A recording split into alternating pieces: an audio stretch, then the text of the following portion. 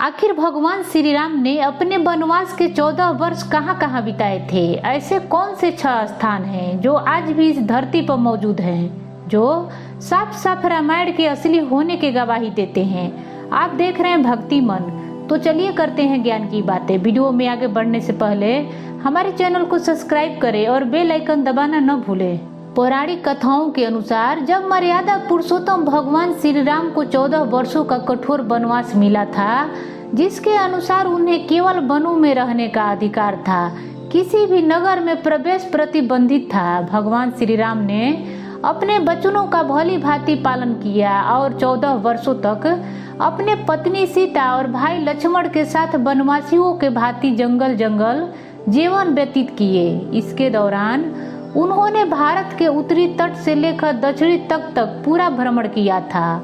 दोस्तों, और आज हम जानेंगे भगवान श्री राम के वन मार्ग और उन 6 खास स्थानों के बारे में भी जहां पर भगवान श्री राम रुके थे। सबसे पहले अयोध्या के विदा लेने के बाद भगवान श्री राम रथ में बैठकर आर्य सुमंत के साथ तमसा नदी के तट पर पहुंचे थे। अयोध्या के प्रजा उन्हें छोड़ने को तैयार न थी, इसलिए सबसे पहले भगवान श्री राम ने अपना पड़ाव तमसा नदी के तट पर डाला था और सूर्योदय से पहले अयोध्या के प्रजा को बताए बिना कौशल देश के नगरी से बाहर निकल गए थे।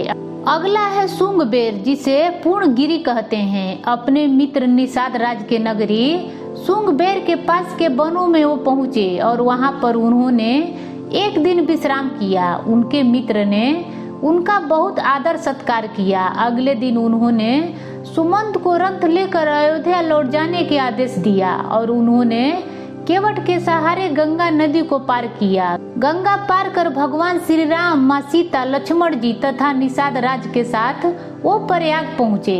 उन्होंने त्रिवेणी के सुंदर दृश्य को देखकर भाव विभोर हो गए और फिर आगे मुनि भरद्वाज के आश्रम में पहुँचे। जब उन्होंने मुनि भरद्वाज से अपने रहने के लिए उत्तम स्थान पूछा तो उन्होंने यमुना पार त्रिकुट के एक उत्तम स्थान बताया। और दोस्तों, कहा जाता है कि यही वो स्थान है जहां उनकी भरत से मुलाकात हुई थी, लेकिन उन्होंने भरत जी को वापस लौट जाने के लिए कहा था। तब भरत जी ने भगवान श्री राम के पैरों के खड़ाऊ लेकर अपने शीश पर रख लिया और भगवान श्री राम के आज्ञा अनुसार अयोध्या वापस लौट गए थे। इसके बाद अगला स्थान था दंडकार्य। कहा जाता है कि दंडकार्य के वनों में पहुंचकर सर्वप्रथम उन्होंने ऋषि अत्रि तथा माता अनसुईया से मिले।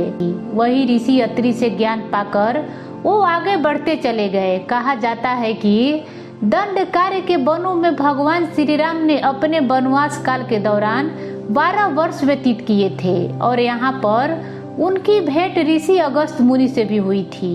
उनका आखिरी पड़ाव था पंचवटी। यहीं पर माँ सीता, लक्ष्मण जी और साथ भगवान श्री राम एक कुटिया बनाकर रहते थे और यहीं पर भगवान श्री राम को सुपड़ाखा ने देखकर मोहित हो गई थी, लेकिन माँ सीता से विवाहित होने के कारण सुपड़ाखा को माँ सीता पर क्रोध आया और इसी बीच लक्ष्मण जी ने सुपड़ाखा का नाक कान काट दिया था। ये वही स्थान है जहाँ रावण के भाई खर और दूषण को स्वयं भगवान श्री राम और लक्ष्मण जी ने वध किया था। तब रावण ने अपने मामा मारीच की सहायता से माँ सीता का अपहरण कर लिया था। माँ सीता का अपहरण करने के पश्चात भगवान श्री राम और लक्ष्मण जी सीता के खोज में वन के तरफ निकल गए। यहीं पर उनकी मुलाकात माता सबरी से हुई। तत्पश्चात सुग्रीव और हनुमान जी से भी मुलाकात हुई थी। इसके बाद की रामायण कथा से तो आप भली भांति अवगत हैं। तो यही वो 6 मूल स्थान हैं जहां भगवान श्री राम अपने वनवास के वर्षों को काटा था। आशा है कि आपको हमारी यह खास जानकारी अच्छी लगी होगी। अगर वीडियो अच्छी लगी हो तो वीडियो को लाइक करें, हमारे चैनल को सब्सक्राइब करें और ज़्यादा से ज़्यादा शेयर भी करें। दोस्तों, अब चाहे तो हमारे खास वीडियो माँ दुर्गा और भगवान श्री राम में युद्ध क्यों हुआ था देख सकते हैं। धन्यवाद।